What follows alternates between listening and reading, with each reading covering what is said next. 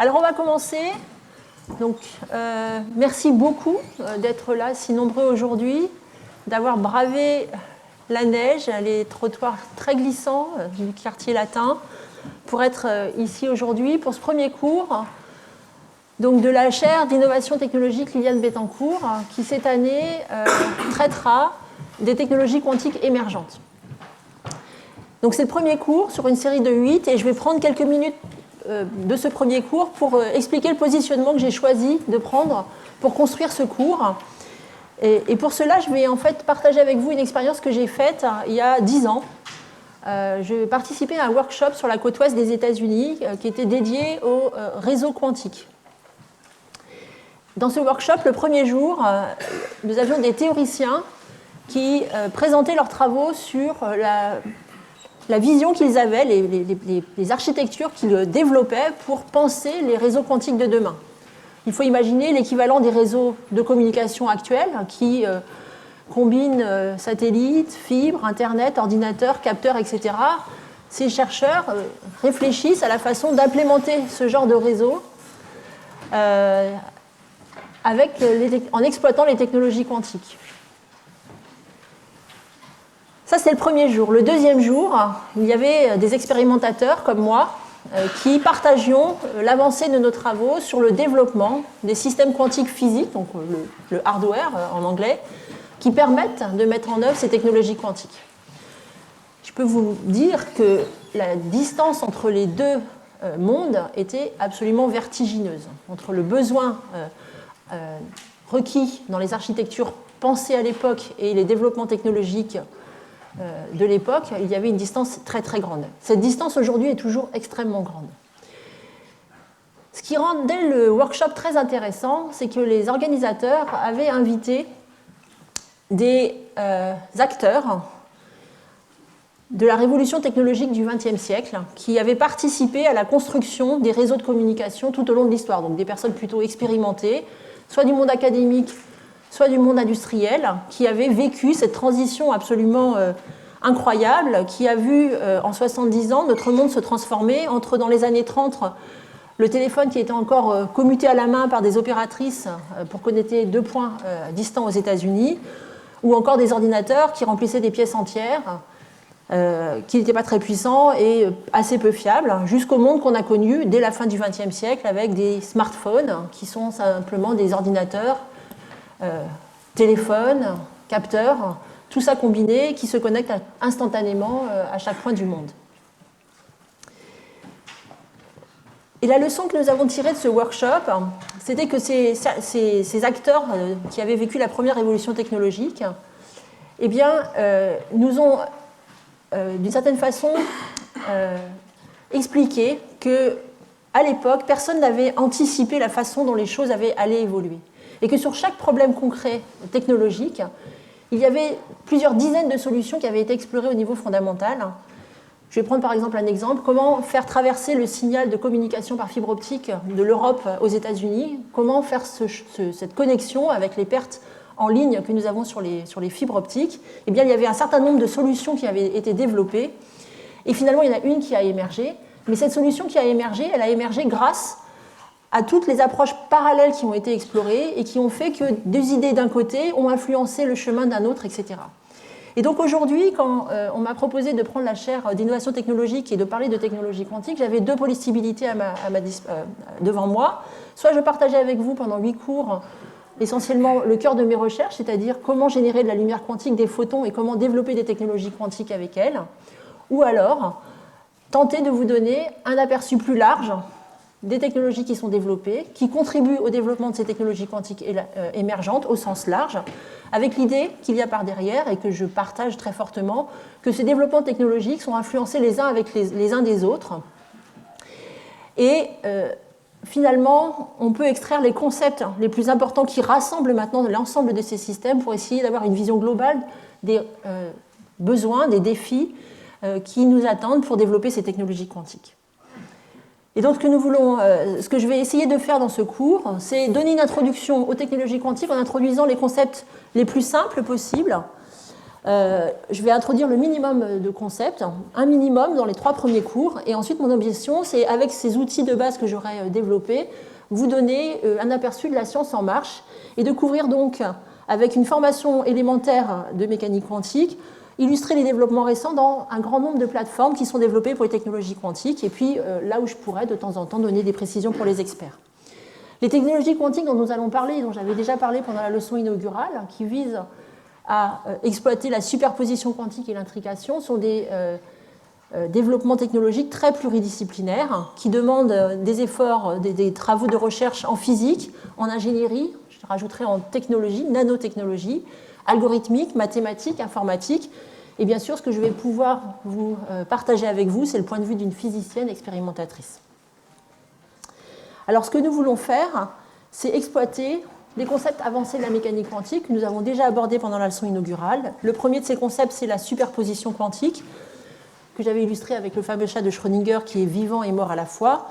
Dans des systèmes physiques concrets que nous allons voir ensemble, on considérera par exemple l'état d'un photon, un quantum d'énergie de lumière, qu'on mettra dans un état superposé de 2 polarisations, polarisation verticale, horizontale, donc c'est l'oscillation du champ électrique, ou encore qu'on pourra mettre dans un état superposé, par exemple, de fréquences, de longueurs d'onde encodées sur un même photon. Le deuxième concept avancé que nous allons exploiter, c'est l'intrication quantique, qui est finalement une autre superposition quantique, mais quand on considère, par exemple, l'état de 2 particules, particule A, particule B. J'écris ici à nouveau l'état de 2 particules sont les photons, que j'avais également illustrés pendant la leçon inaugurale, qui ont été utilisés pour faire des communications quantiques par satellite, qu'on va pouvoir mettre par exemple dans cet état qui est un état de Bell, où les 2 photons A et B sont en polarisation H, plus les 2 photons A et B sont en polarisation V, et puis bien sûr j'ai un 1 sur racine de 2 pour normaliser mon état. Ce qui nous intéresse particulièrement avec ce type d'états, qui sont des états maximalement intriqués, c'est que si je fais une mesure sur un des photons, le photon A, je suis désolée, je suis perturbée parce qu'il y a vraiment plein de gens debout là, je trouve que ça me paraît très inconfortable. Bon. Si je fais une mesure sur la particule A, il reste quelques places. Il reste une place là, une place là, une place là, là. Il y a quand même je vois au moins 6 ou 7 places libres au milieu de l'amphi, 7, 8. Désolée, on fait une pause, hein, mais c'est pas très sympathique.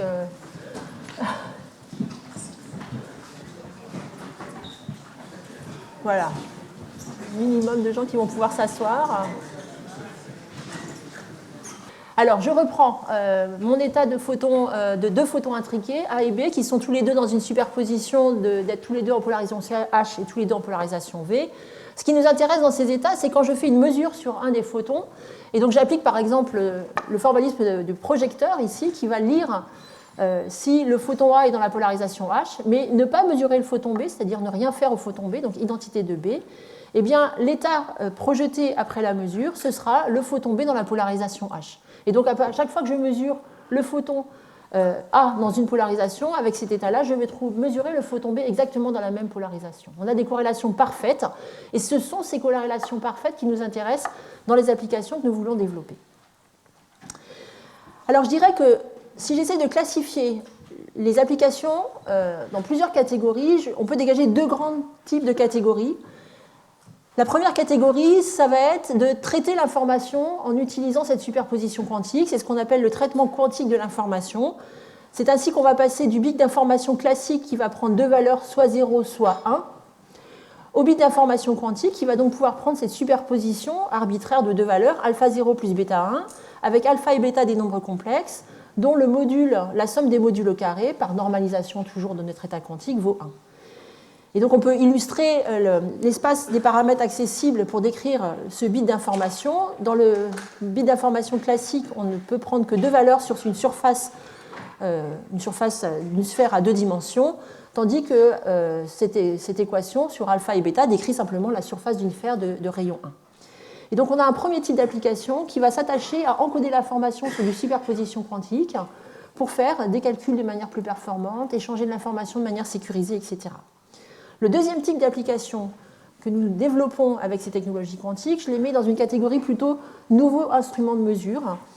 C'est l'idée de d'utiliser ce système quantique qu'on maîtrise très fortement, très précisément dans tous ses degrés de liberté, et de le coupler soit à notre système quantique, soit à un système classique.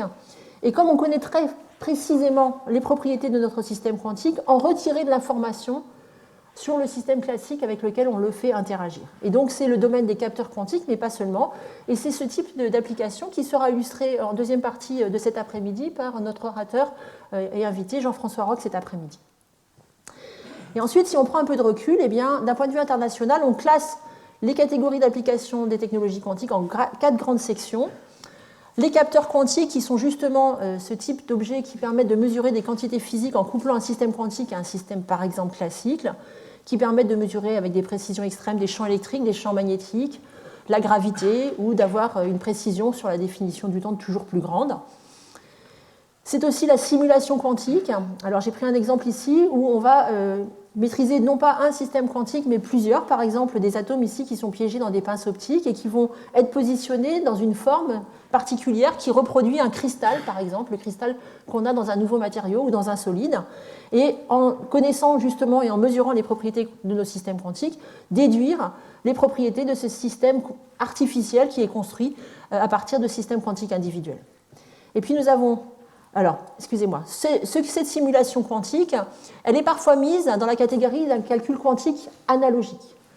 On ne manipule pas des 0 et des 1, mais on essaye de résoudre de façon analogue des problèmes physiques, par exemple, très complexes, simuler de nouvelles molécules, simuler de nouveaux matériaux. Et puis, il y a le calcul quantique au sens digital du terme, comme nous le faisons actuellement avec les ordinateurs classiques, où on va manipuler l'information, les 0 et les 1. Et dans ce domaine-là, eh bien, on a le premier développement des premières machines, qui sont des machines imparfaites, comme celles que j'ai montrées au milieu du XXe siècle. Et puis, les enjeux actuellement, c'est de faire grandir la taille de ces machines, voir jusqu'à quelle taille on va pouvoir maîtriser la superposition quantique et l'intrication, et éventuellement comprendre si l'on peut corriger les erreurs des systèmes physiques imparfaits. La dernière catégorie, c'est les communications quantiques, où on va utiliser la superposition et l'intrication pour échanger des clés cryptées, par exemple, réaliser des réseaux de communication sécurisés, par exemple pour connecter l'utilisateur à son capteur quantique qui pourra avoir été utilisé pour mesurer des quantités stratégiques, par exemple dans des modèles, dans des domaines militaires, par exemple, ou encore l'utilisateur des ordinateurs qui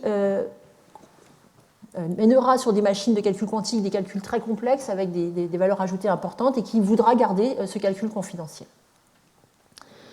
Alors, quand on prend un peu de recul et qu'on regarde l'ensemble de ces technologies quantiques qui sont développées et qu'on essaye d'avoir une vision un peu vue de loin des concepts que nous manipulons, en fait, on peut extraire simplement 2 systèmes modèles qui nous permettent de décrire un grand nombre de systèmes physiques que nous développons.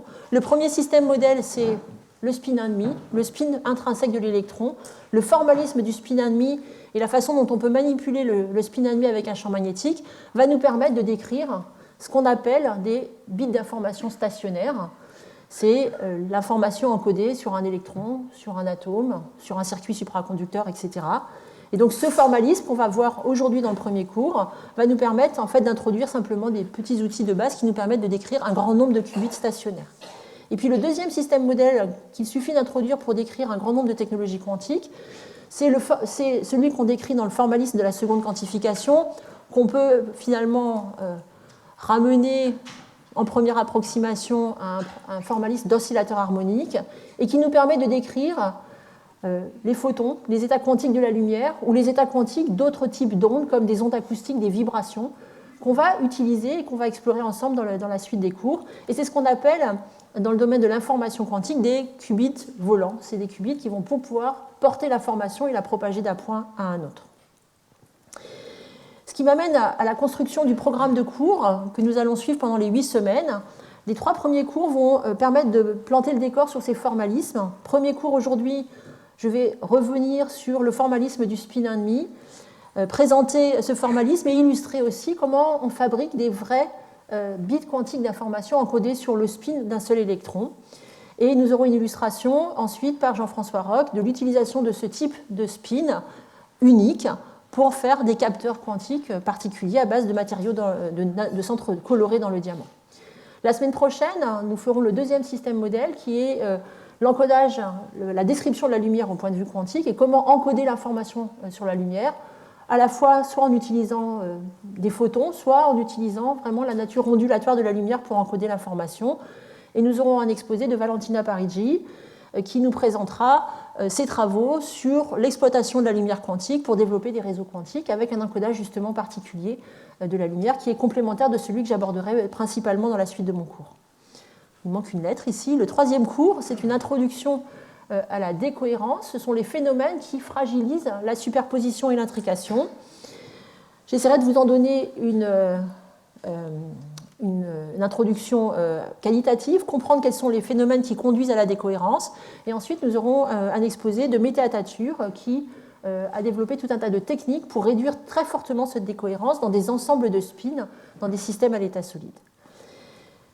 Les 5 cours qui suivront, nous aborderons des systèmes, des plateformes de technologie quantique particulières.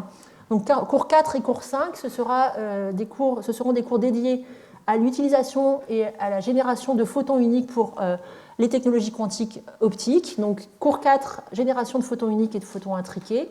Nous verrons comment l'émission de photons uniques se fait de manière naturelle par des systèmes à 2 niveaux. Finalement, le spin 1,5, en lui donnant de l'énergie, ce formalisme couplé à la lumière nous permettra de générer des photons uniques et nous illustrerons la similarité des phénomènes. Donc moi, je vous parlerai de comment des atomes artificiels émettent des photons et Audrey Bienfait vous montrera comment, avec le même formalisme, on peut générer des phonons, donc des quantums d'énergie de vibration, avec des qubits supraconducteurs, donc des atomes artificiels supraconducteurs. Au cours numéro 5, nous aborderons les calculateurs quantiques à base de photons. J'expliquerai l'architecture des premiers ordinateurs quantiques et puis comment nous allons passer à plus grand nombre de qubits et se diriger vers la correction d'erreurs. Pour cela, nous devrons générer des photons, des états de la lumière de plus en plus compliqués, où de nombreux photons sont intriqués. Et Gerhard Rempe viendra nous présenter ses travaux dans ce domaine sur la génération d'un grand nombre de photons intriqués. Le cours numéro 6 sera dédié aux processeurs quantiques à base d'atomes, alors atomes au sens large, atomes neutres et ions, des atomes privés d'un électron. Je donnerai beaucoup de détails sur les processeurs à base d'ions et Antoine Brouès, qui est un grand spécialiste des processeurs quantiques à base d'atomes de Rydberg, nous viendra ensuite nous expliquer comment il assemble la matière atome par atome et fait de la simulation quantique avec. Le cours numéro 7 abordera la thématique des vibrations dans le cadre des technologies quantiques. Les vibrations peuvent être vues à la fois comme un défi, quelque chose qui va détruire la cohérence, mais également, si on commence à bien les maîtriser, peuvent devenir un vecteur pour explorer encore plus loin la mécanique quantique et même transporter l'information quantique. Et nous aurons le professeur Markus Alspelmayer qui nous expliquera ses travaux sur la limite quantique de la gravité à partir de ces systèmes optomécaniques qu'il étudie. Et le dernier cours fera de manière assez naturelle le lien entre les qubits stationnaires, ceux qui ne bougent pas, qui encodent l'information de manière locale, et les qubits volants, ce qu'on appelle des interfaces, qui sont la brique de base pour commencer à construire des réseaux de communication quantique ou des réseaux simplement d'échange d'informations quantiques. Voilà. J'ai fini donc du coup sur la présentation globale du cours et donc j'arrive au cœur du sujet de notre première leçon, qui va être le passage du spin 1,5 au bit d'information quantique. Et donc, je vais d'abord revenir sur cet objet qui est le spin 1,5, qui a été, en fait, d'un point de vue historique, mis pour la première fois en évidence par 2 chercheurs, Stern et Gerlach, dans les années 1920. Ces 2 chercheurs avaient pris une source d'atomes d'argent, des atomes neutres, et les envoyer, ce jet d'atomes d'argent, dans une structure où vous avez ici un aimant qui est symbolisé, qui appliquait un champ magnétique selon Z, et regardait la propagation de ces faisceaux d'argent dans cet appareil expérimental. Alors à l'époque, au début du XXe siècle, la vision que les chercheurs avaient d'une telle expérience, c'était la suivante. On avait l'idée que les électrons orbitaient autour des noyaux, et en orbitant autour des noyaux, un électron, c'est une charge moins qui orbite autour d'un proton. Finalement, c'est un petit courant qui se promène sur une spire, et ce petit courant va donner lieu à un petit moment magnétique. Donc un petit moment magnétique sur une boucle de courant, c'est proportionnel à l'intensité du courant, la surface définie par la spire, et c'est donne un moment magnétique qui est perpendiculaire à cette surface. Avec un modèle très simple d'orbite planaire de l'électron autour d'un noyau, on donc peut relier le moment magnétique au moment cinétique orbital, R vectoriel P, de l'électron au cours du noyau, et finalement relier ce moment magnétique à un moment cinétique orbital. Et ensuite, on peut appliquer une des lois de la mécanique classique qui relie la dérivée par rapport au temps du moment cinétique orbital au moment des forces exercées. La force exercée, c'est la force magnétique, le moment magnétique vectoriel, le champ magnétique. Et comme ce moment magnétique n'est simplement proportionnel au moment cinétique orbital, on obtient une équation très simple sur le moment cinétique orbital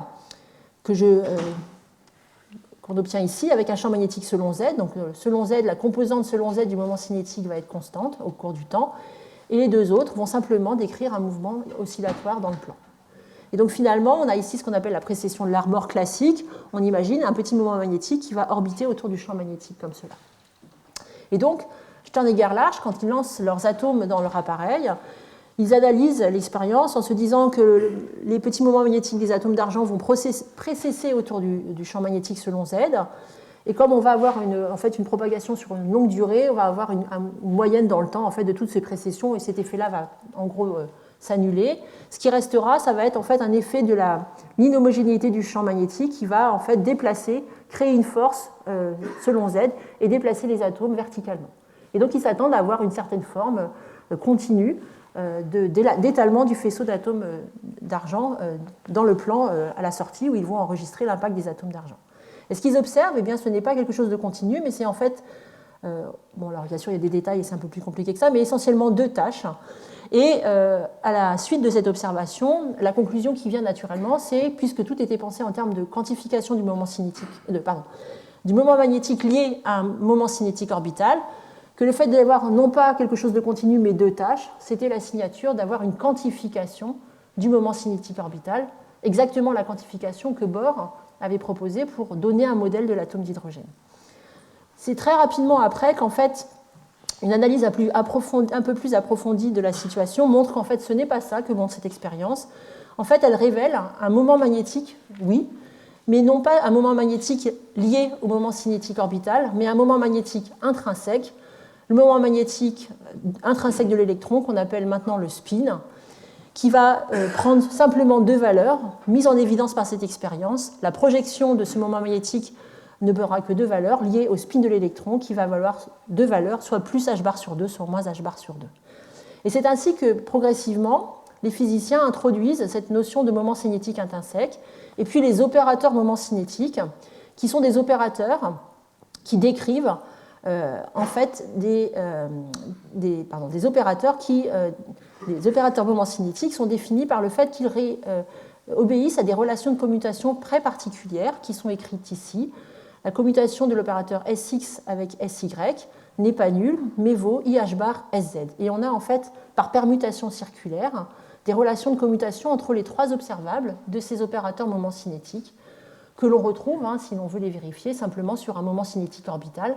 Un moment cinétique orbital, et qu'on regarde les relations de commutation d'un moment cinétique orbital, obéissent aussi à ces règles de commutation. Le cas particulier du spin de l'électron, ce spin intrinsèque, eh bien, c'est un moment cinétique intrinsèque qui vaut h bar sur 2 et qui s'écrit en fonction proportionnellement aux matrices de Pauli, qui sont des matrices qu'on voit souvent en mécanique quantique pour justement décrire tous les phénomènes liés au spin 1,5 et que nous allons utiliser abondamment dans le traitement de la formation quantique. Ces spins, ces matrices de Pauli, qui sont donc la matrice selon Z, diagonale 1-1, qui correspond aux valeurs propres selon Z, plus ou moins h bar sur 2, si je m'intéresse donc aux états propres selon Z, et puis deux autres matrices de Pauli qui correspondent aux deux autres composants du moment cinétique.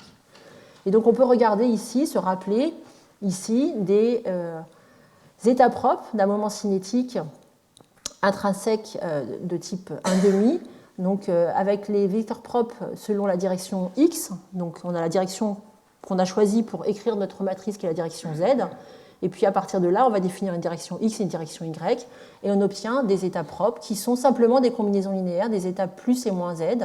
Sigma X c'est à deux états propres plus ou moins X qui sont plus Z, plus ou moins Z sur racine de 2, et de la même façon sigma Y à deux états propres qui sont plus ou moins Y. qui sont des combinaisons linéaires de plus z, plus ou moins i, moins z sur racine de 2. Alors revenons d'un point de vue expérimental à l'expérience de Stern et Gerlach. Faisons l'hypothèse que nous avons mis un système dans une superposition de état plus z et moins z, alpha plus z plus bêta moins z. Et je mets maintenant mon système, je l'envoie dans un appareil de Stern et Gerlach orienté selon z. Donc je vais déplacer mes deux spins et séparer les tâches qui correspondent à plus z et moins z. Je mets ici un petit cache pour ne garder que les états mesurés dans l'état plus z. Donc j'ai une probabilité alpha carré de mesurer mon système dans l'état plus z. Cette probabilité alpha carré va donner l'intensité de mes deux tâches, plus z et moins z ici. Si j'ai un coefficient alpha beaucoup plus grand que bêta, je vais avoir une tâche beaucoup plus intense ici en plus z qu'en moins z. Et maintenant, je mets un cache sur la partie moins z, je ne garde que les états plus z, et je mets un autre appareil de Stern et Gerlach que j'ai retourné pour mesurer cette fois-ci, séparer mes faisceaux et mesurer cette fois-ci ce qui se passe dans l'autre direction, la direction x. Qu'est-ce qui se passe? Eh bien, il se passe que comme plus z, c'est en fait une superposition quantique de plus et moins x, eh bien, à la sortie de mon deuxième appareil de Stern et Gerlach, je vais à nouveau avoir apparaître deux tâches. Si je rajoute maintenant un troisième appareil de Stern et Gerlach, donc je suis parti d'un état ici après mon premier appareil qui était en plus z, je l'ai fait passer par un plus i et par un Stern et Gerlach en x, je garde seulement la tâche qui correspond à par exemple moins x, je remets un troisième appareil de Stern et Gerlach, et comme moins x c'est une superposition de plus et moins z, je vais à nouveau avoir deux tâches. Alors que se passe-t-il ici?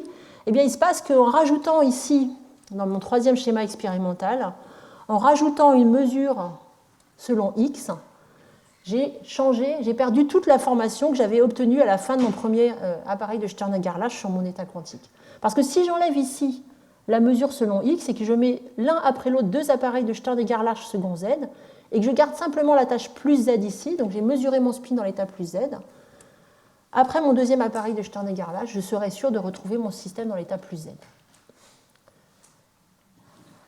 Alors, ce que nous voyons ici à l'œuvre, c'est quelque chose de très fondamental, qui est le fait que quand deux quantités de mesures donnent des résultats différents quand on change l'ordre, eh bien, en fait, on a perturbé l'information que l'on peut récupérer sur les états quantiques.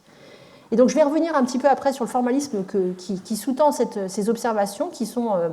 alors, je suis désolée, je ne prends pas le temps de faire les calculs, qui sont finalement assez simples. On part simplement des états que j'ai écrits ici. À chaque fois qu'on a une superposition quantique, j'ai une probabilité, quand j'ai cette superposition quantique ici de l'état plus x, j'ai une probabilité 1,5 de mesurer plus z et 1,5 de mesurer moins z. C'est ce que fait mon appareil de Stern et Gerlach. Et je fais ça de manière successive plusieurs fois. Eh bien, cette observation que si je mesure une fois selon z, puis x, puis z, je vais avoir un résultat différent que si je mesure deux fois selon z et puis ensuite selon x, c'est finalement une première propriété de la mécanique quantique qui est exploitée dans une des premières applications les plus simples à raconter, qui est l'échange de clés cryptographiques. Donc je vais prendre juste ces idées simples que nous avons vues là, juste ensemble, et vous montrer comment à partir de là, les chercheurs, et en particulier Bennett et Brassard, lors de ce papier emblématique qui date de 1984, ont proposé une façon, en utilisant ces propriétés, d'échanger l'information de manière sécurisée.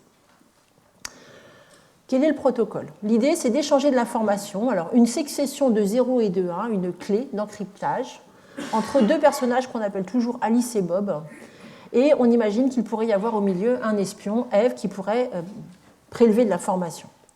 Avec ce que je vous ai expliqué, je vais illustrer le protocole en prenant donc, du côté d'Alice. Alice dispose d'une source de spin unique qu'elle envoie à Bob et elle va encoder l'information sur le spin de ces particules uniques, de ces électrons par exemple. Alors, bien sûr, on ne fera pas ça avec des électrons, on fera plutôt ça avec des photons, mais d'un point de vue du formalisme, c'est la même chose. Alice va encoder l'information. Elle va choisir soit la base selon z, donc regardez la projection du spin selon z, plus z ou moins z, et elle va dire que si elle mesure le spin selon... si le système est dans l'état quantique plus z, elle appellera ça le bit d'information 0. Si le spin est dans l'état moins z, ce sera le bit d'information 1. Mais elle va aussi pouvoir choisir une autre base. En fait, ce choix de la direction est complètement arbitraire. C'est moi qui décide de décider quel est l'axe z. Je peux changer de direction et décider d'encoder l'information en prenant plutôt la mesure selon x et moins x. et donc dire que si c'est l'état plus x, je vais avoir le bit d'information 0, ou l'état moins x, le bit d'information 1. En se rappelant toujours que, bien sûr, je sais passer mathématiquement de ce que c'est qu'un état plus x par rapport aux états plus et moins z. Et le protocole va ressembler à ça.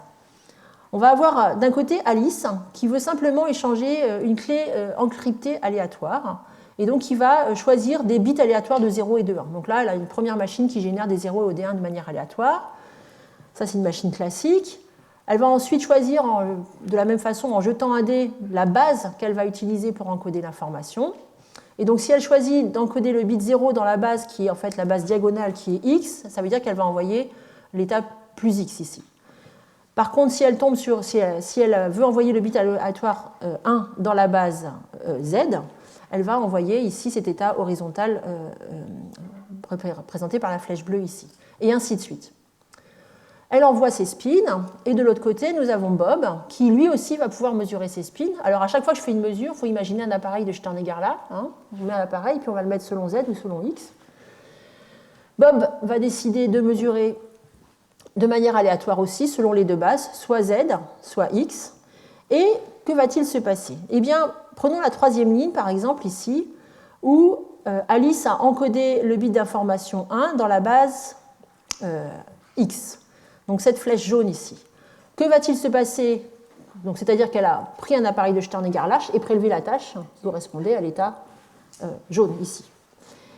Eh bien, Bob, quand il va mesurer, il va aussi prendre un appareil de Stern-Gerlach qui va être orienté dans la même façon, et comme il est déjà selon la direction de quantification, eh bien, il va mesurer effectivement le même état qu'Alice. Par contre, quand Alice et Bob vont prendre des bases différentes, eh bien, Alice envoie par exemple ici, alors je ne me rappelle plus, excusez-moi, si c'est voilà, ça c'est un moins Z. Si ça, il envoie un état moins Z, eh bien, en fait, en mesurant dans les bases x, y, c'est comme si on prenait la tâche moins Z à la sortie du premier Stern-Gerlach et qu'on mesurait selon x, et on va avoir à nouveau deux tâches.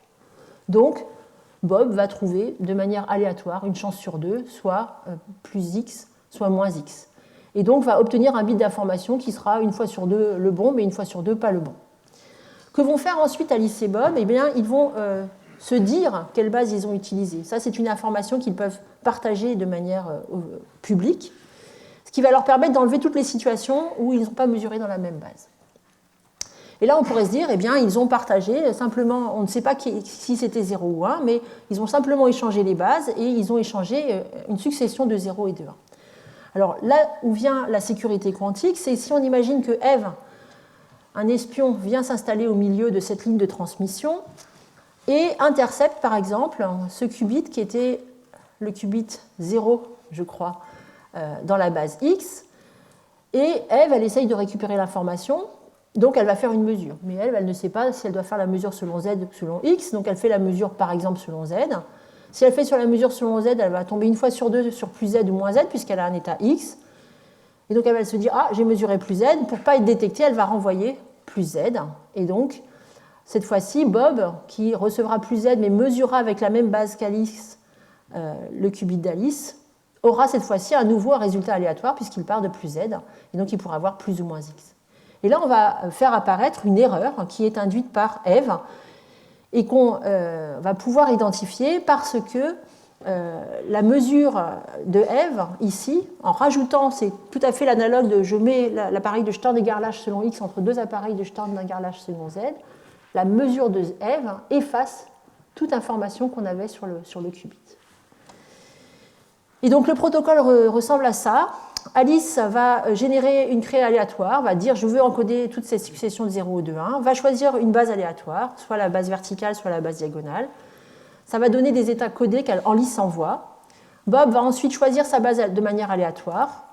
J'ai indiqué en jaune toutes les fois où il n'a pas choisi la même base qu'Alice, donc on va enlever ces qubits-là. Et puis, c'est ce qu'on a ici, la clé filtrée, où j'ai enlevé toutes les situations où Alice et Bob n'avaient pas reçu la même information. Et puis, il va rester des erreurs, ici, que j'ai mis en bleu, qui peuvent venir, par exemple, du fait que Eve a intercepté le signal et a espionné la ligne de communication. Et donc, ce que vont faire Alice et Bob à ce stade-là, c'est qu'ils vont prélever un petit bout de cet échange d'informations, une petite fraction de la clé, pour estimer le nombre d'erreurs.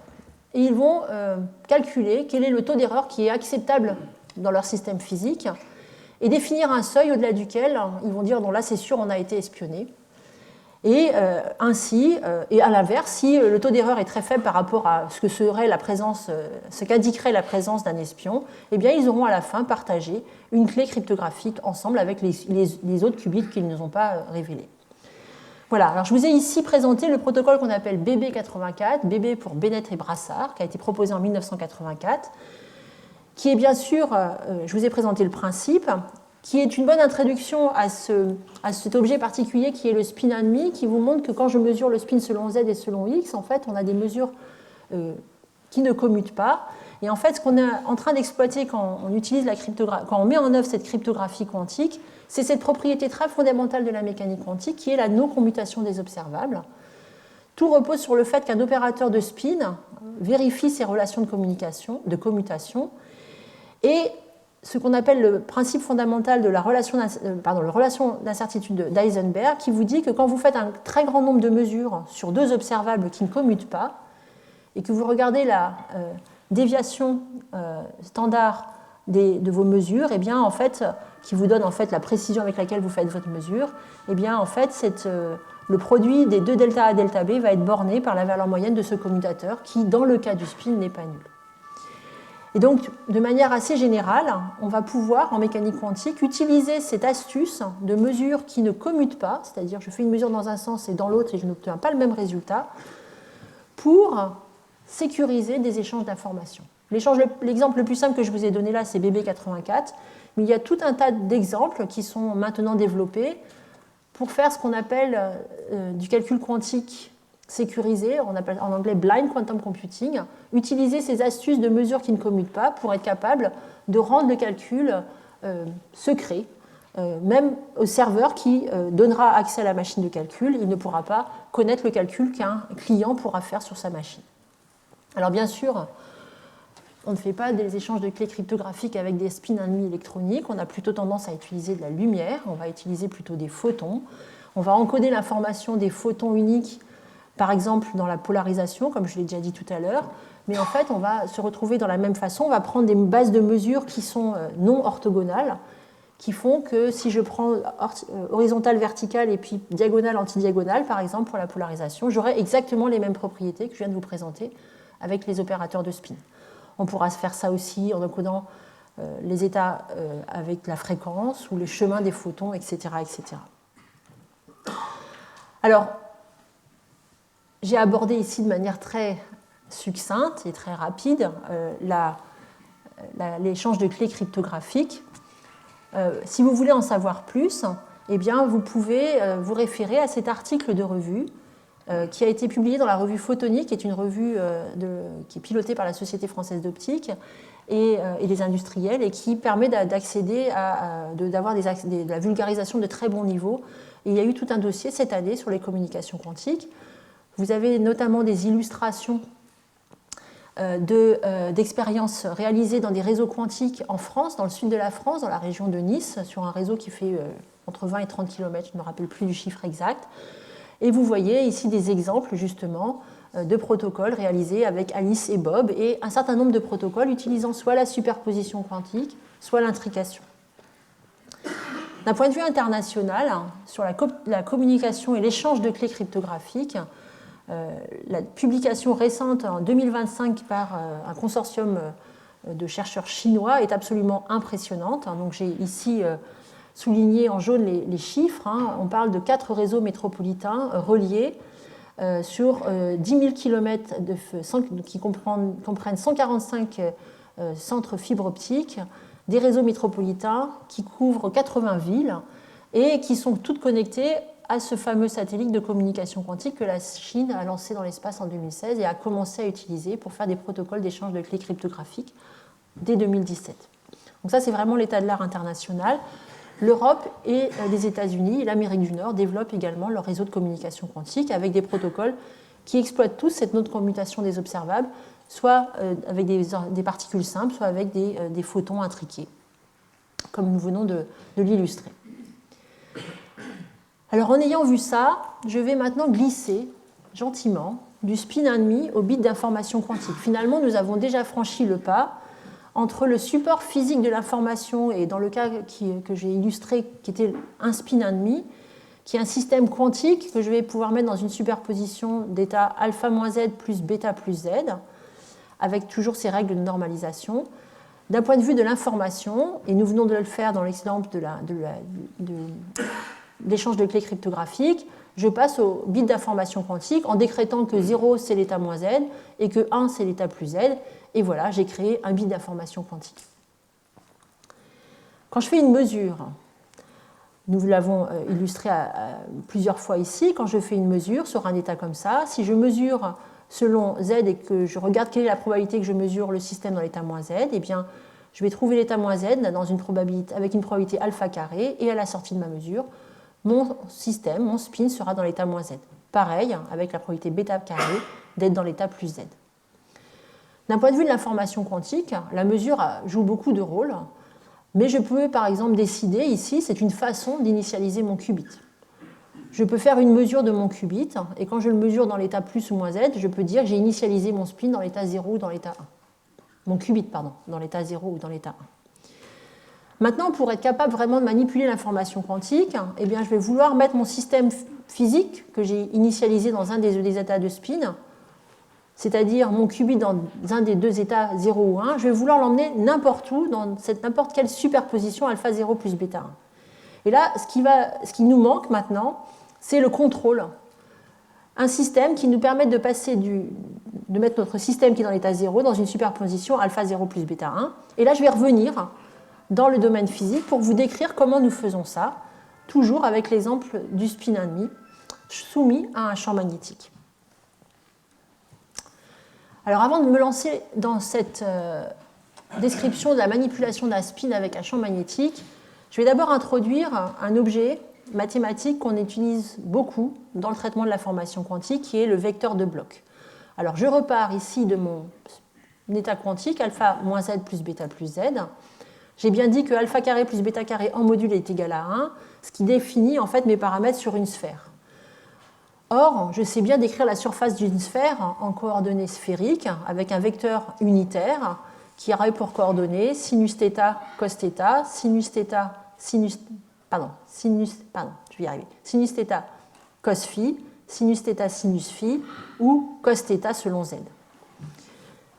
Et donc on va introduire ce vecteur de bloc et on peut montrer que si j'introduis ce vecteur de bloc qui encode avec θ et phi toute la surface de la sphère, eh bien mon qubit, en fait, je peux simplement le réécrire sous la forme cos θ carré moins z plus ei phi sinus θ sur 2. Et je peux montrer, c'est très simple, que la valeur moyenne de l'opérateur spin sur cet état psi, eh bien ce n'est rien d'autre que h bar sur 2, le vecteur de bloc. Alors je vais juste le montrer pour une composante. Qu'est-ce que j'ai écrit là? J'ai écrit que si je regarde la valeur moyenne, alors je l'ai écrit de manière vectorielle, mais je vais le faire composante par composante. Si je prends la valeur moyenne de mon opérateur spin selon z sur mon état psi, donc ça veut dire, je prends mon opérateur sz, je l'applique à mon état psi, et ensuite je fais le produit scalaire avec mon ket psi.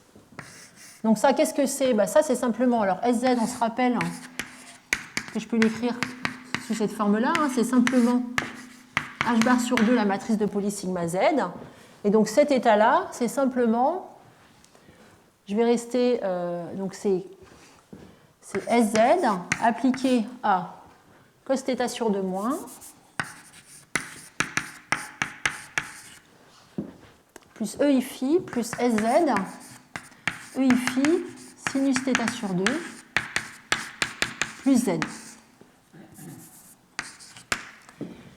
Et donc sz appliqué à moins z, ça fait moins h bar sur 2, le même état, puisque moins z est un état propre. Et puis ez appliqué à plus z, eh bien ça fait plus h bar sur 2.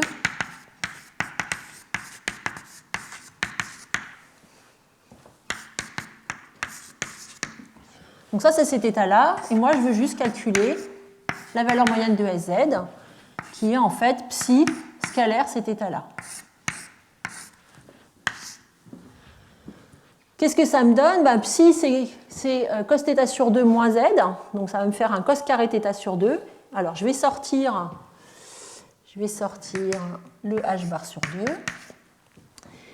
Et qu'est-ce que j'ai ici? J'ai l'impression que j'ai fait une erreur de signe. J'ai fait une erreur de signe. Donc je trouve un cos carré θ sur 2. J'ai un moins cos carré θ sur 2, plus sinus carré θ sur 2. Et là, je me retrouve avec, ça c'est moins h bar sur 2, cos θ. Donc j'ai fait une erreur de signe. Si quelqu'un voit où j'ai fait mon erreur de signe. Et ça, c'est ce que j'ai appelé h bar sur 2, Rz, à un signe près. Donc j'ai dû faire une erreur de signe quelque part, je ne la vois pas.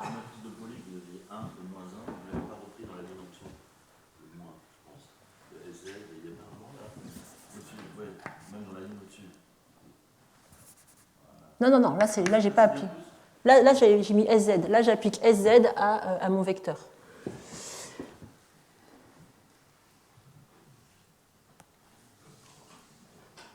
Bon, j'ai dû faire une erreur, c'est juste que j'ai dû écrire ma matrice de Pauli dans la 2. Ah.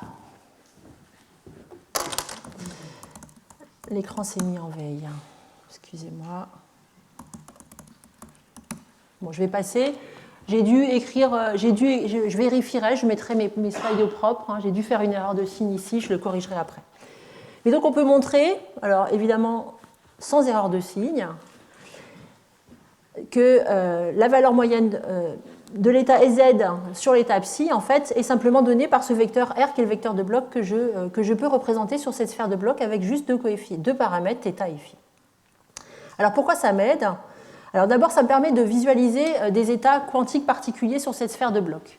On peut en particulier, par exemple, l'état -z ici, que j'ai écrit en rouge, eh bien, en fait, il correspond à θ égale pi, puisque θ égale pi, ça me fait un -z ici, l'état -z là et 0 là. L'état ici qui est sur cette partie-là de la sphère de bloc, qui intercepte la sphère de bloc avec l'axe x, c'est l'état plus x qui correspond à θ égale pi sur 2 et phi égale 0. Et puis de la même façon, on va avoir l'état plus y qui est ici sur la sphère de bloc, qui correspond à θ égale pi sur 2 et phi égale pi sur 2. Et donc je peux ainsi utiliser cette sphère pour représenter mon état quantique. Je pense que vous avez inversé le moins z et plus z par rapport à la figure qui ne correspond pas en fait. Donc, Bon, bah, j'ai déjà vérifié 3 fois, j'ai dû me tromper 2 fois, donc c'est typiquement le genre de choses que je fais, inverser des signes, je fais ça très souvent, ça ne change pas l'histoire. Ce que je veux vous expliquer, c'est qu'on utilise ce vecteur de bloc pour représenter les états plus y et z, et représenter ainsi l'état de notre spin, et éventuellement, si on veut le voir évoluer dans le temps, regarder sa trajectoire au cours du temps dans la sphère de bloc ou sur la sphère de bloc. Alors maintenant, comment je peux manipuler ce spin? Eh bien, on va revenir un peu à cette idée que j'avais présentée au début de la précession de Larmor, mais on va passer dans un modèle de précession de Larmor qui s'applique au système de spin quantique, qui va être également l'interaction de ce petit moment magnétique intrinsèque qui est le spin avec un champ magnétique. Je vais partir à t égale 0, je vais faire l'hypothèse que mon spin est dans l'état moins, alors il manque le z là, dans l'état moins z, avec un vecteur de bloc qui correspond donc à 0, 0, moins 1, qui pointe vers le bas. Et je fais interagir mon spin avec un champ magnétique que je vais orienter selon x. Donc, je vais avoir vraiment ma sphère de bloc comme ça, mon spin qui pointe vers le bas, et je vais mettre un champ magnétique ici qui est parallèle au champ x.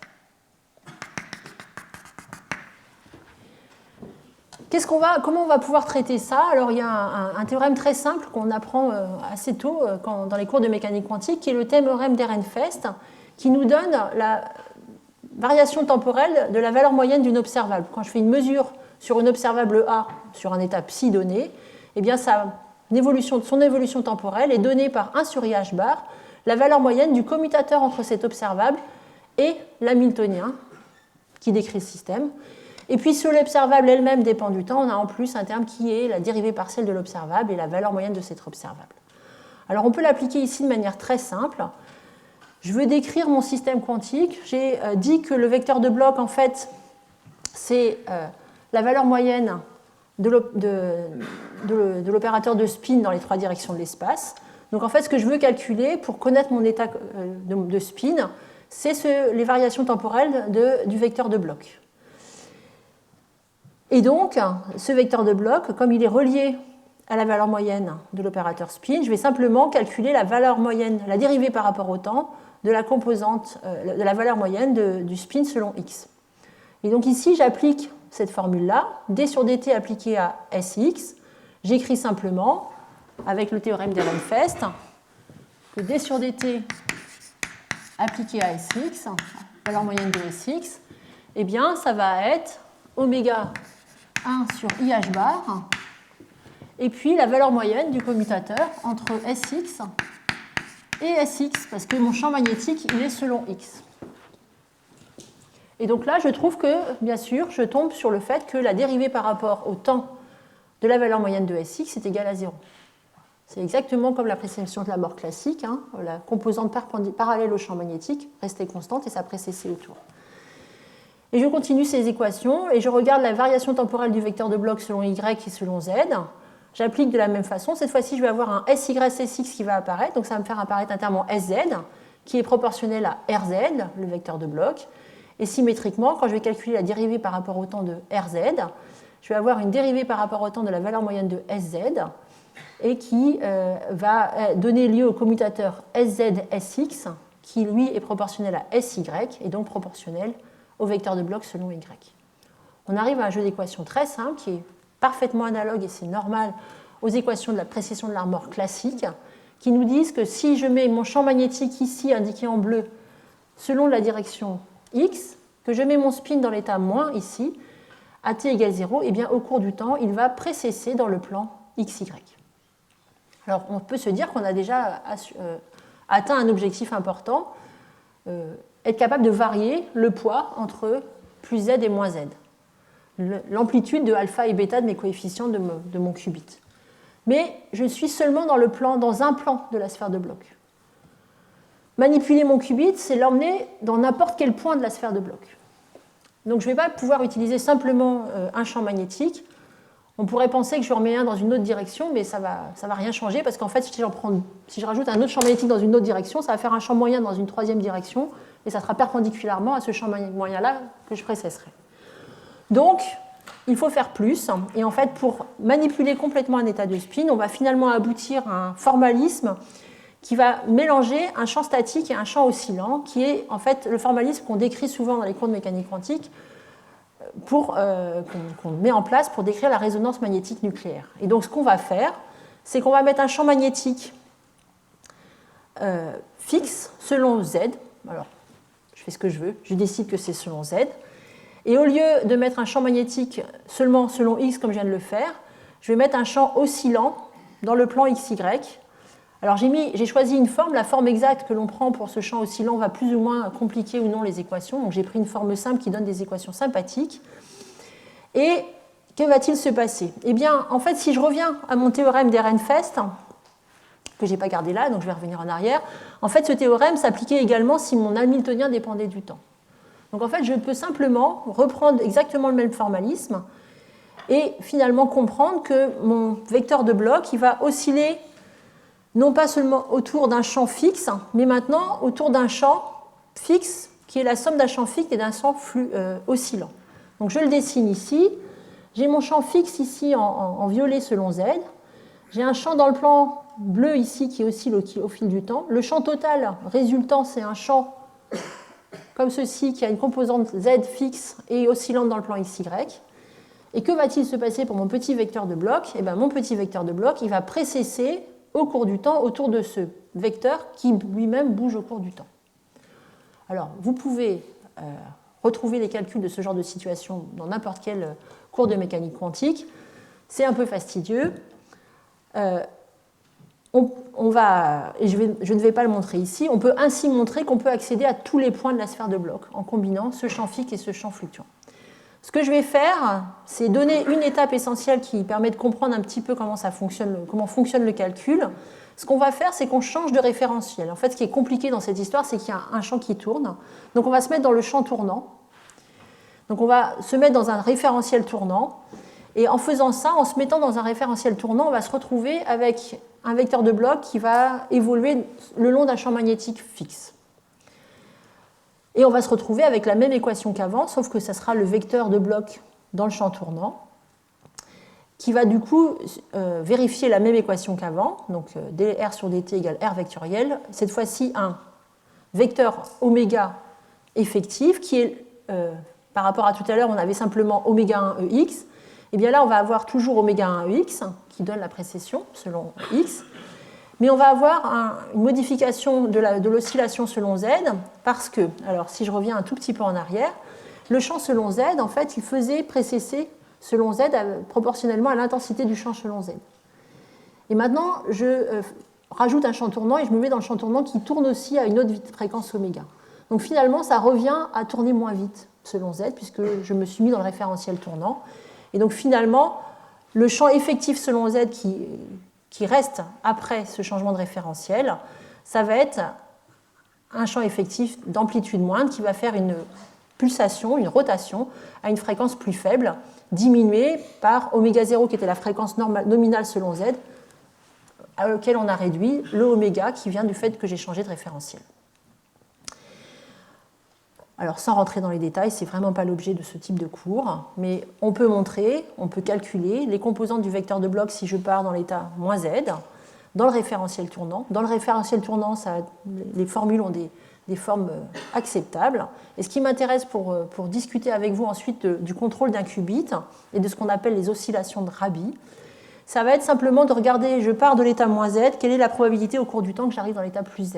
Et est-ce que je peux vraiment arriver dans l'état plus z, à coup sûr, avec mon système que j'ai mis en place avec mes deux champs magnétiques. Et pour ça, on peut d'abord noter le fait que j'ai fait une rotation selon z, donc en fait la composante selon z de mon vecteur de bloc dans le référentiel tournant ou pas tournant, c'est la même.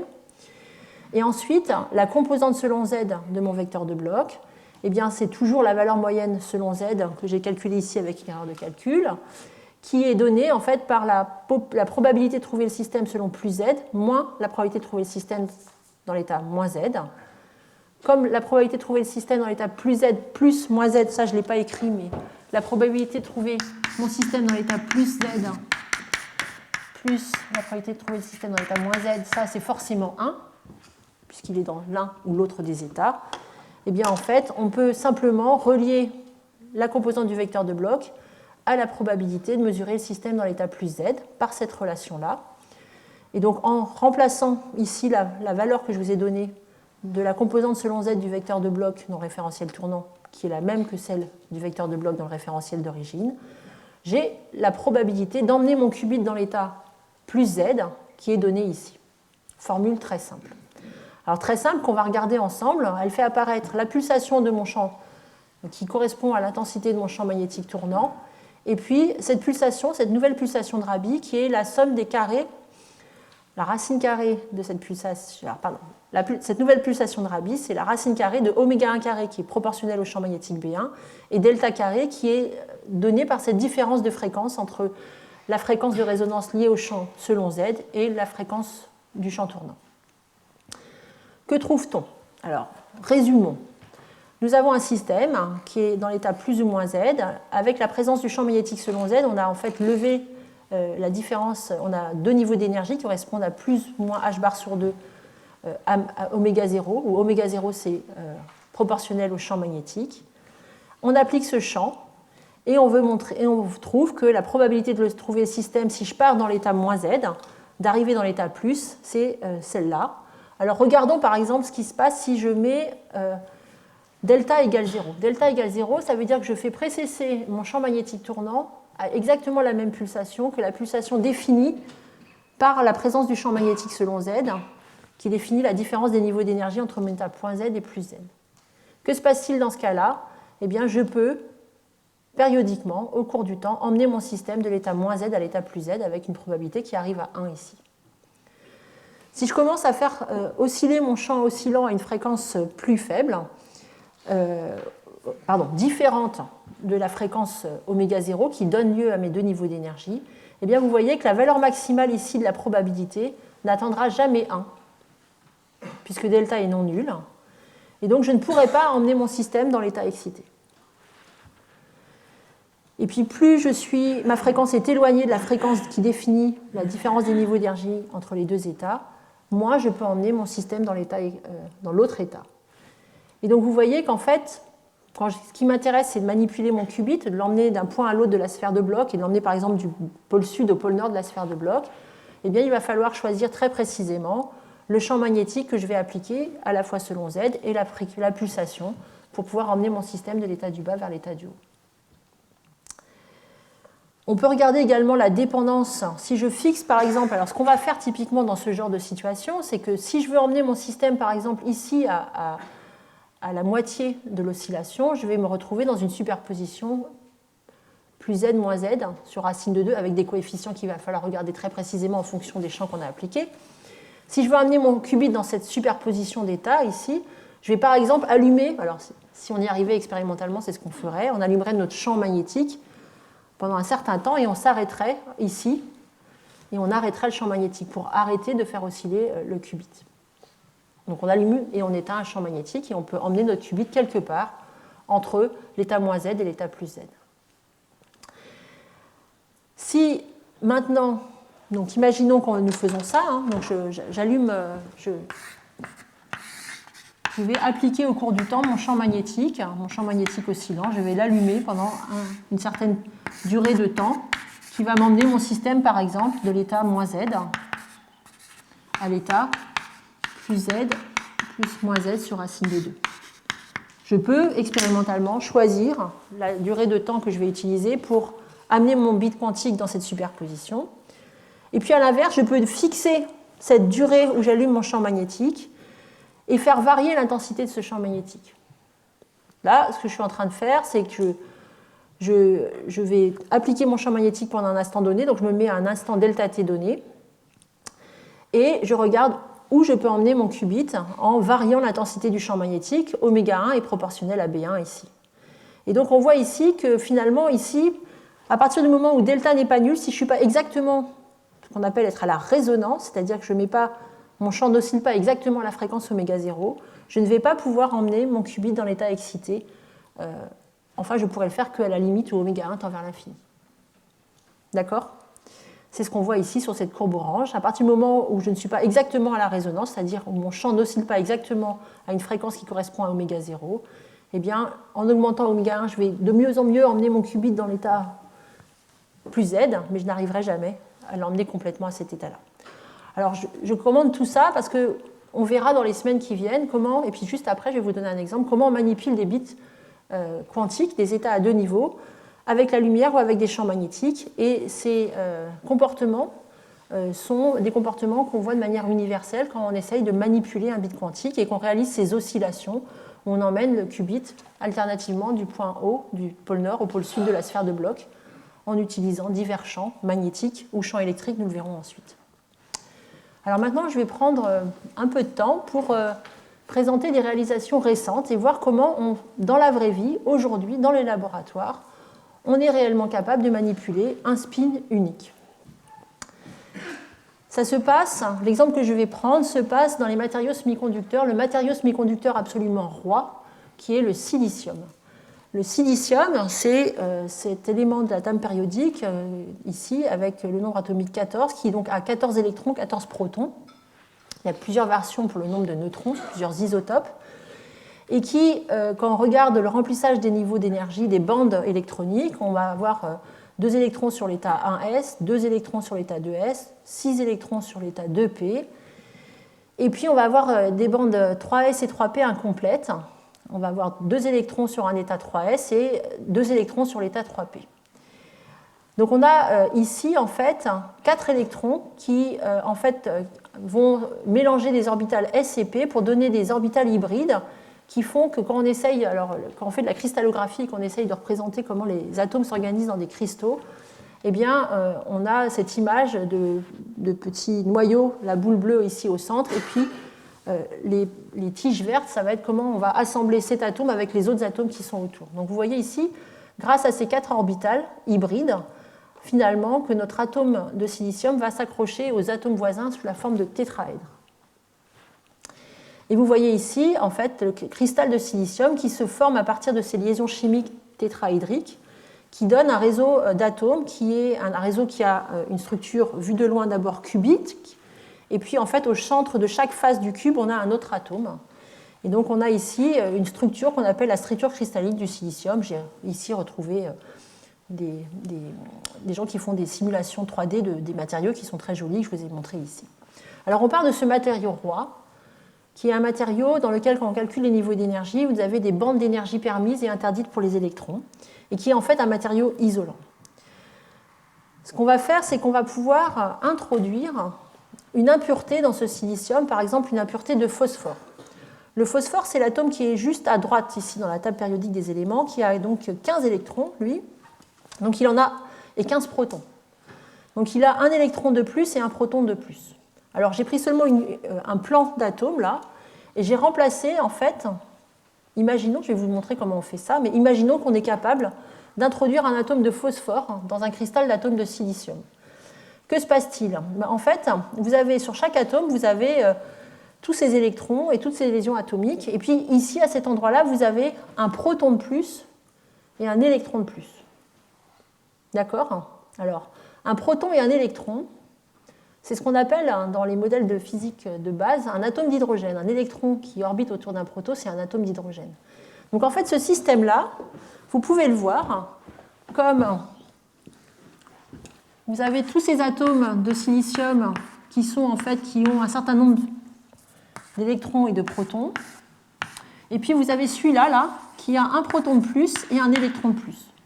Et finalement, on va pouvoir, en première approximation, se dire que ce système-là, ce n'est rien d'autre qu'un système homogène, d'un matériau homogène, dans lequel j'ai introduit ici un atome, un proton et un électron qui va orbiter autour de ce proton.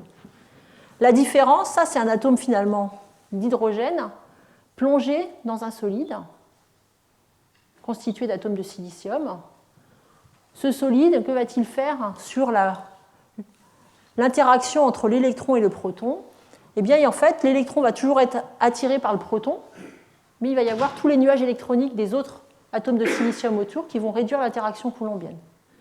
Et donc, finalement, quand on calcule les niveaux d'énergie de l'atome d'hydrogène, c'est un des premiers exercices qu'on fait quand on apprend en première année de mécanique quantique ou en deuxième année. On trouve que l'énergie de l'atome d'hydrogène, alors je ne l'ai pas rappelé, quand on prend simplement un atome d'hydrogène avec un électron et un proton, eh bien on va trouver qu'on va avoir des niveaux d'énergie qui sont quantifiés et qui sont proportionnels au Rydberg. Et le Rydberg, je ne l'ai pas noté de la même façon. Pardon, c'est en n carré. Je l'ai écrit ici, comme ça. Eh bien, cette énergie de Rydberg, c'est en mE4. E, c'est la charge de l'électron, sur 2, 4pi, epsilon 0. H bar 2. Et ça, c'est ce qui nous donne le 13,6 électronvolts de l'énergie de liaison de l'électron sur l'atome d'hydrogène. Eh bien, que se passe-t-il ici avec mon système où je rajoute un atome de phosphore dans un système plein d'atomes de silicium? J'ai finalement plongé un atome d'hydrogène dans un environnement diélectrique qui va faire apparaître ici, je vais avoir, alors ça c'est le Rydberg, ça c'est le vrai Rydberg, et donc là je vais avoir un Rydberg effectif pour ce système-là, qui va être la même formule, sauf qu'on va avoir deux changements. On va avoir le fait que l'interaction coulombienne elle est écrantée par la constante de permittivité d'électrique. Et puis, en fait, la masse de l'électron qui se propage dans un cristal de silicium, ce n'est pas la masse de l'électron libre. On peut décrire l'électron dans un cristal de silicium comme un électron libre, et on met toute l'interaction qu'il a avec le cristal autour dans la masse qui va être soit plus lourde, soit moins lourde que celle de l'atome de l'électron dans l'espace libre. Donc, on va introduire une masse effective. Et donc, la valeur que je vous donne ici, alors c'est une valeur imprécise parce qu'en fait, la notion de masse effective, elle dépend de la direction de propagation de l'électron. Et là, je suis en train de regarder un atome d'hydrogène avec un électron donc, qui orbite dans les trois directions de l'espace. Mais l'ordre de grandeur est là. L'énergie de liaison d'un électron à l'atome de phosphore dans un cristal de silicium, c'est quelques dizaines de milliélectronvolts, 30-40 milliélectronvolts. Alors, tout ça pour dire que si je mets un atome de phosphore dans un cristal de silicium, je vais avoir un électron lié à un proton, avec une énergie de liaison de 30 milliélectronvolts, 300 Kelvin la température dans cette pièce, ça correspond à peu près à une vingtaine de milliélectronvolts. Donc vous voyez qu'à température ambiante, l'électron ne reste pas accroché au proton. Et c'est comme ça que les électrons dans les cristaux de silicium vont conduire le courant à température ambiante. Par contre, si je me mets à très basse température, et en l'occurrence ici, les chercheurs se mettent aux alentours de 10 millikelvin, cette fois-ci, l'électron va être vraiment accroché à son noyau, au proton, du phosphore dans l'atome de silicium. Alors un phosphore, comme il a un électron de plus et un proton de plus, on appelle ça un donneur. C'est une impureté donneuse dans un cristal de silicium. Alors à partir de cette idée d'introduire un phosphore dans un atome de silicium, dans un cristal de silicium, nous avons eu cette proposition théorique par Kane en 1998 de construire un ordinateur quantique à base d'impuretés dans le silicium en utilisant le spin de l'électron ou le spin du proton comme bit d'information quantique. Ce qui est représenté ici, c'est, alors vous voyez ici le cristal de silicium et puis une espèce de dessin de la fonction d'onde de l'électron autour du noyau de l'atome de phosphore. Et puis ils ont rajouté ici un petit schéma où il y a écrit gate, c'est un contact électrique. Le contact électrique va appliquer un champ électrique qui va déplacer la fonction d'onde de l'électron. Et on va pouvoir pousser la fonction d'onde de l'électron vers la surface et l'éloigner de là où est l'atome de phosphore. Pourquoi c'est intéressant de faire ça? Eh bien parce que quand on écrit l'interaction entre le spin de l'électron et le spin du proton de l'atome de phosphore, on a en fait un hamiltonien qui décrit donc les niveaux d'énergie liés au spin de l'électron et le spin du noyau. Et puis il y a un terme qu'on appelle un terme d'interaction entre le spin du noyau et le spin de l'électron, on appelle ça l'interaction hyperfine, qui en fait, il faut visualiser ça comme l'interaction entre deux moments magnétiques élémentaires, et qui va faire interagir le spin de l'électron et le spin du noyau. Et cette interaction, elle a un coefficient de vent qui est proportionnel à la fonction d'onde, à l'amplitude de la fonction d'onde de l'électron à l'endroit où est l'atome de phosphore. Donc ici, j'ai une interaction entre mon électron et mon noyau que je peux contrôler en appliquant une tension, la tension que j'ai dessinée ici, parce qu'en appliquant une tension, je vais pouvoir déplacer le centre de gravité de la fonction d'onde de mon électron par rapport à la position du noyau et je vais pouvoir allumer ou éteindre l'interaction entre le spin du noyau et le spin de l'électron. Et ainsi, avec cet outil, pour faire interagir le spin de l'électron et le spin du noyau, Kane propose toute une architecture pour utiliser le spin de l'électron ou le spin du noyau, suivant à volonté en fait, et pour encoder l'information et utiliser donc, les portes logiques, les contacts électriques pour mettre en résonance ou pas les atomes et les électrons pour les faire interagir. Et puis utiliser, vous voyez ici, appliquer un champ magnétique comme on a vu pour la manipulation de notre qubit, un champ magnétique selon Z qui va définir les niveaux d'énergie et un champ magnétique fluctuant qui va nous permettre d'emmener notre qubit d'un point à l'autre de la sphère de bloc. Et simplement, ils vont utiliser les contacts électriques pour faire en sorte que le champ magnétique appliqué qui manipule le qubit entre en résonance avec la fréquence qui permet la manipulation du qubit. Je vais vous montrer un exemple très rapidement. Avant ça, je vais vous montrer comment on fabrique ces objets.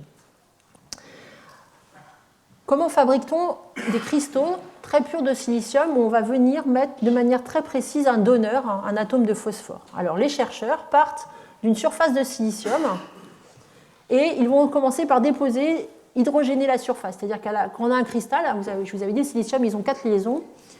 Évidemment, à la surface, il y a des liaisons qu'on appelle pendantes parce qu'il n'y a pas d'atomes auxquels s'accrocher. Donc il y a des liaisons qui restent, qui vont attraper tout un tas de molécules. Souvent, ça va s'oxyder avec l'air de la surface, etc. La première étape, ça va être de nettoyer tout ça et de plonger le cristal dans de l'hydrogène et de mettre à chaque liaison pendante des hydrogènes.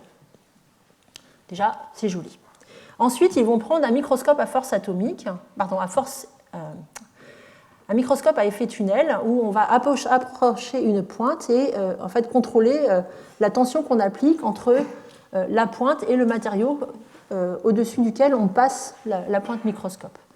Et ce qu'ils vont faire avec cette pointe, qui permet, alors vous voyez ici des images où on voit les atomes un par un du cristal de silicium, eh bien, en jouant sur la tension appliquée, ils vont en fait enlever les atomes d'hydrogène très localement, très précisément, au-dessus de certains atomes. Donc ils vont commencer par préparer la surface. Donc on considère que la surface devrait être une surface de silicium. Ils ont mis dessus de l'hydrogène. Et là, ils vont vouloir mettre des atomes de phosphore. Ils ont enlevé les petits atomes d'hydrogène. L'étape d'après, ça va être d'exposer cette surface où on a libéré des liaisons qui sont libres, puisqu'on a enlevé l'atome d'hydrogène, à un gaz qui est du phosphore H3. Et ces phosphores, accompagnés d'atomes d'hydrogène, vont venir s'accrocher là où on a enlevé l'atome d'hydrogène. Parce qu'il y a une liaison vacante qui est disponible, ils vont venir s'accrocher là. On envoie du pH3 et il y a un atome qui va partir pour s'accrocher à l'atome de silicium. Et puis dans une étape suivante, ils vont chauffer le cristal à une température ici qui est 350 degrés pour en fait favoriser l'évaporation de l'hydrogène. Et à chaque fois qu'on enlève un atome d'hydrogène, que se passe-t-il? Eh bien, si j'avais un pH 2 ici et que j'ai un atome d'hydrogène qui veut s'enlever, il va falloir qu'on va créer une liaison pendante. Et ce qui va se passer, c'est qu'on va en fait déplacer cet atome-là et l'amener ici, par exemple, où il sera connecté à deux atomes et il ne restera plus qu'un atome d'hydrogène. Et ainsi de suite, comme ça, en cascade, les chercheurs montrent qu'ils vont pouvoir, en enlevant progressivement les atomes d'hydrogène, mettre le phosphore entre deux atomes de silicium. Et la dernière étape, ce sera en fait d'extraire l'atome de silicium qui va venir se mettre en surface et le phosphore va se mettre à la place de l'atome de silicium. Et donc on voit ici un atome de phosphore qui s'est mis en surface à la place d'un atome de silicium.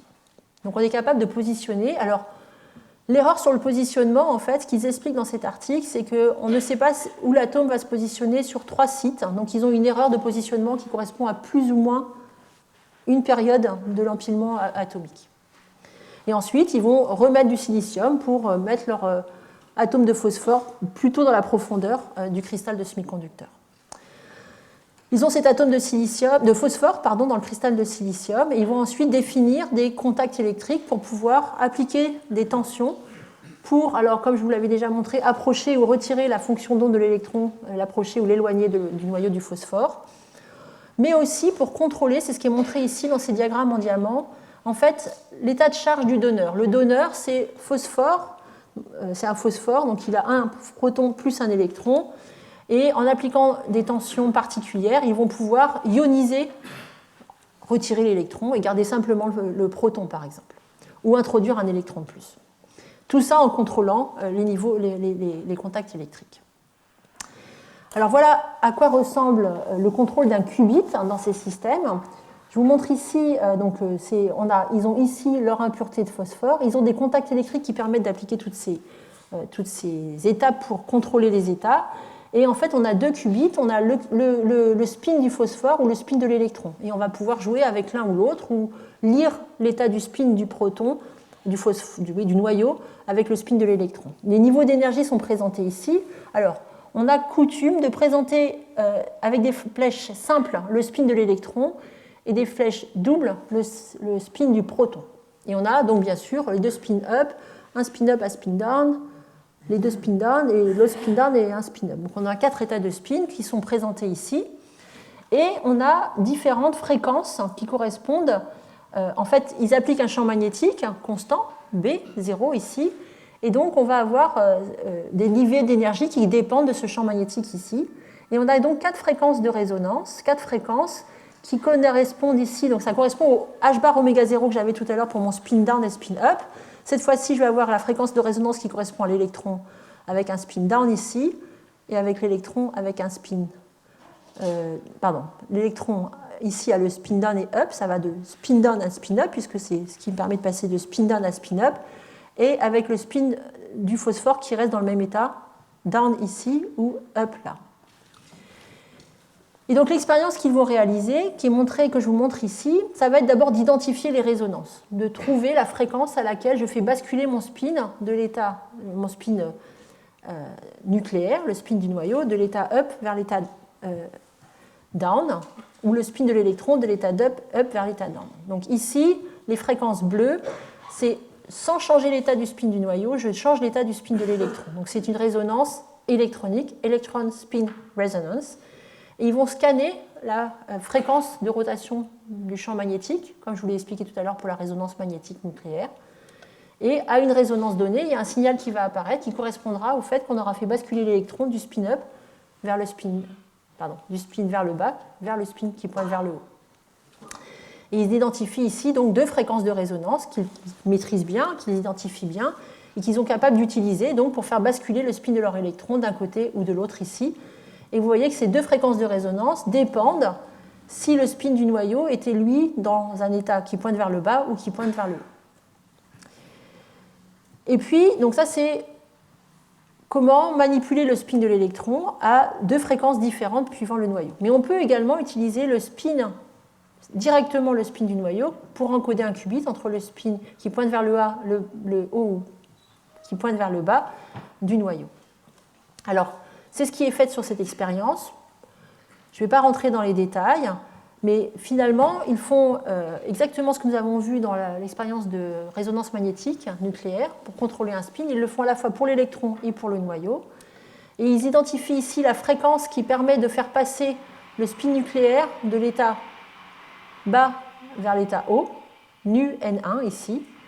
Et comment ils mesurent l'état du spin nucléaire? Eh bien, ils le font en détectant l'état de l'électron. Donc, ils manipulent, ils font osciller le spin du noyau, et ils vont lire l'état du spin du noyau en lisant l'état de l'électron, en utilisant les deux autres résonances que je vous ai montrées avant. Et ce que nous voyons ici, c'est la probabilité de trouver le spin du noyau. Alors, je ne sais plus si c'est dans l'état du bas, en haut ou en bas ici, mais c'est exactement les oscillations que je vous ai montrées tout à l'heure. En fonction du temps, ils sont capables de faire passer le spin du noyau de l'état pointant vers le bas vers l'état pointant vers le haut de manière périodique ici au cours du temps. Donc vous avez ici la démonstration de la manipulation d'un spin, d'un électron, d'un noyau dans un atome de phosphore introduit dans un cristal de silicium qui constitue un des systèmes pour développer des ordinateurs quantiques. Alors je vous ai présenté le système le plus simple, je dirais, dans ces structures pour créer un état de spin. C'est-à-dire que j'ai pris un cristal de silicium, j'ai rajouté un atome de phosphore. Ça se décrit comme un atome d'hydrogène plongé dans un environnement d'atomes de silicium, donc dans un matériau diélectrique. Et finalement, un atome d'hydrogène, ça a des niveaux d'énergie qui sont définis. Et on sait décrire ce système assez facilement, je l'espère, comme je viens de vous l'expliquer. Il y a beaucoup d'autres façons de créer des qubits de spin individuels dans le silicium, qui vont cette fois-ci utiliser les matériaux de la micro et de la nanoélectronique, qui vont prendre un cristal de silicium et qui vont faire des structures, des nanostructures par lithographie électronique et définir des circuits. Alors on peut fabriquer des nanocristaux, simplement prendre un tout petit bout de cristal de silicium, ça va créer un confinement pour les électrons qui vont donner des niveaux d'énergie discrets, comme montré là.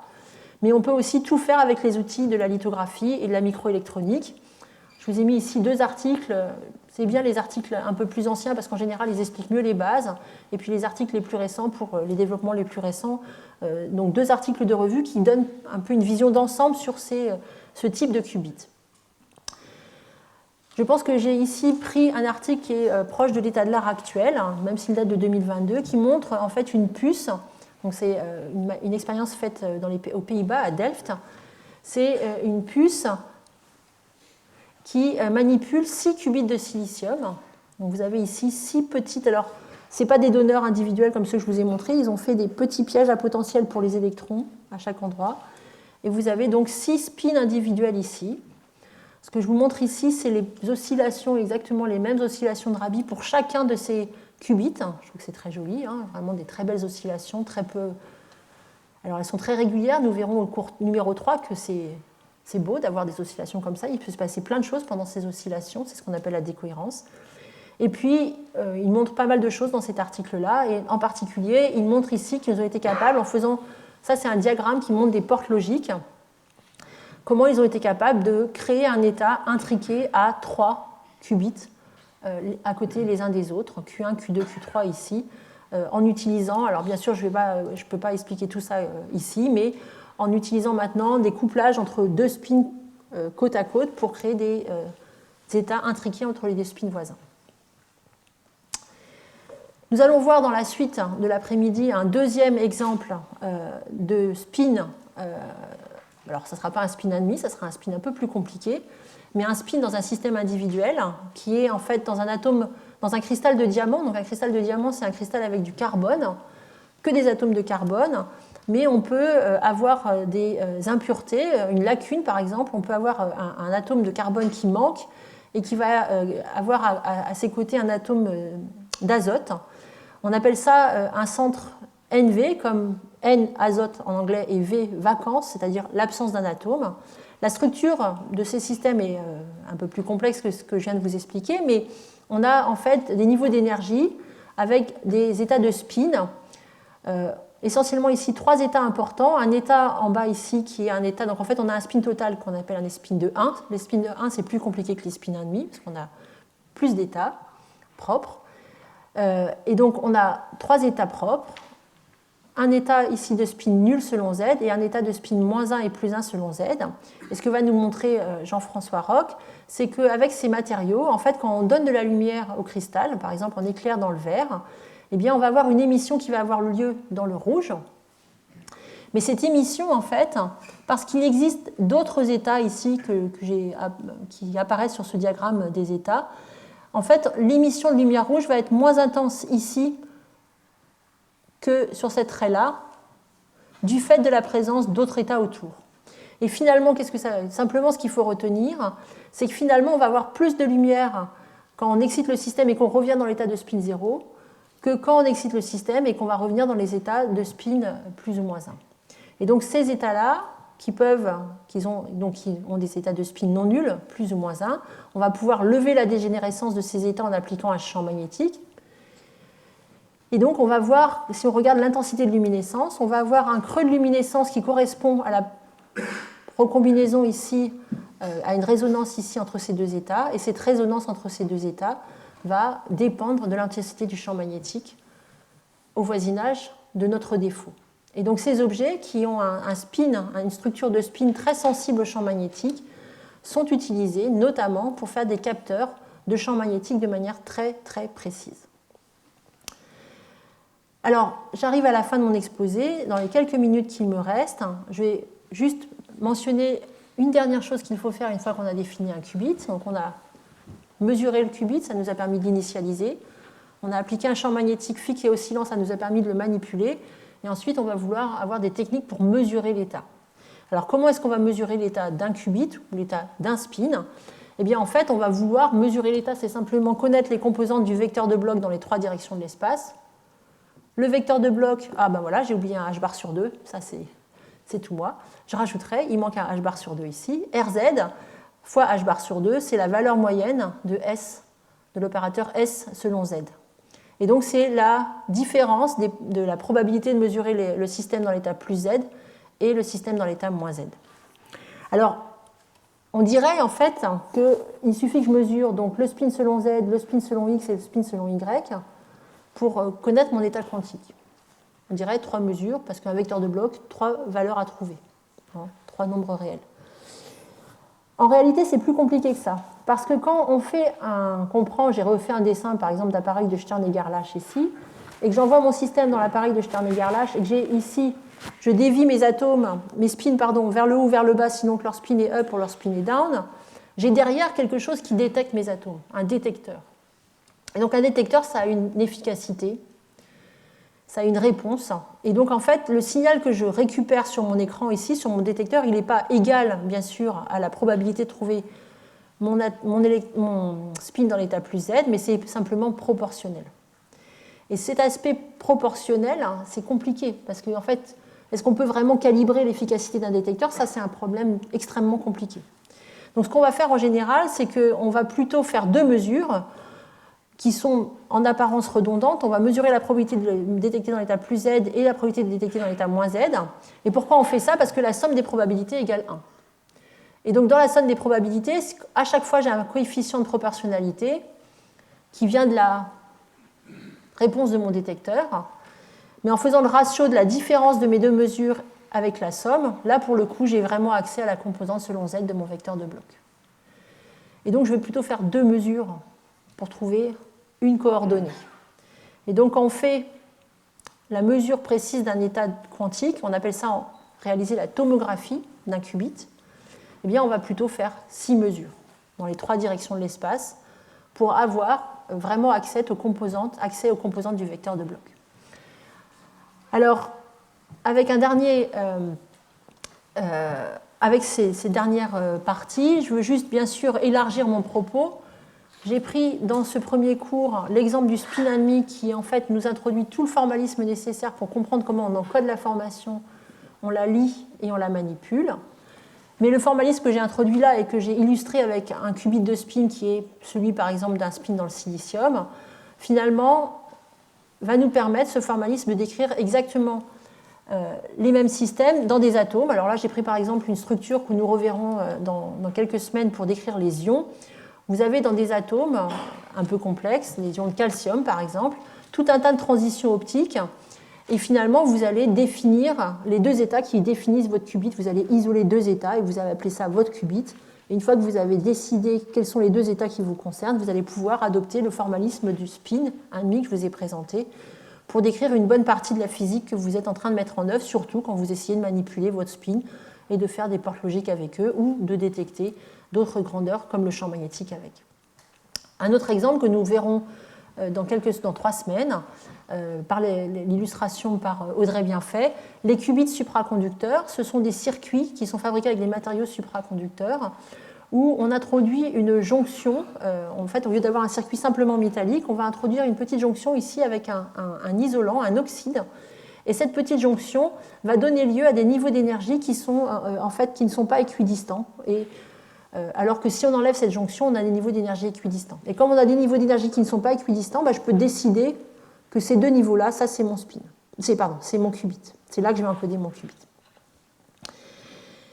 Et nous verrons tout un tas d'autres exemples de systèmes. On isole un système à 2 niveaux. Et finalement, tout ce que je vous ai décrit ici avec la manipulation de spin, eh bien, c'est ce qui va nous permettre de décrire la manipulation de qubits avec des champs magnétiques. Et dans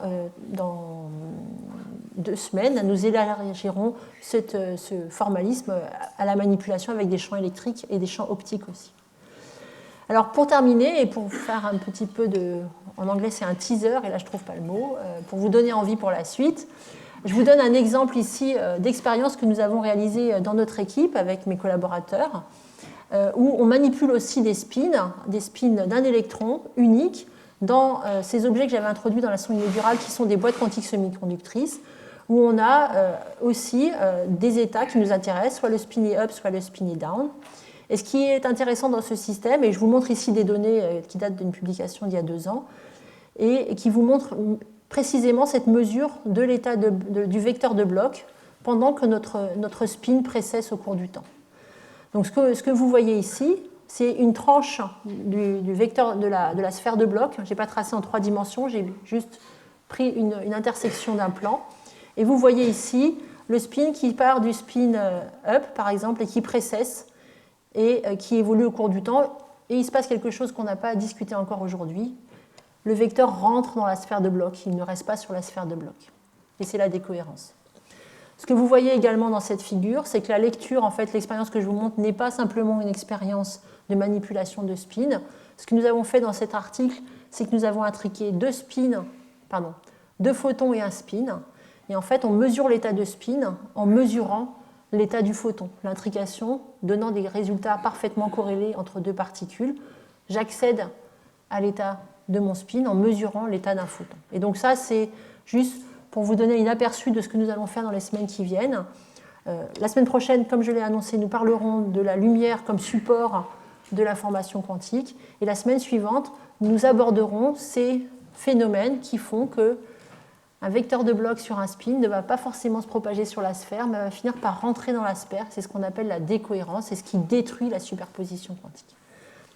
Voilà, je vous remercie pour votre attention.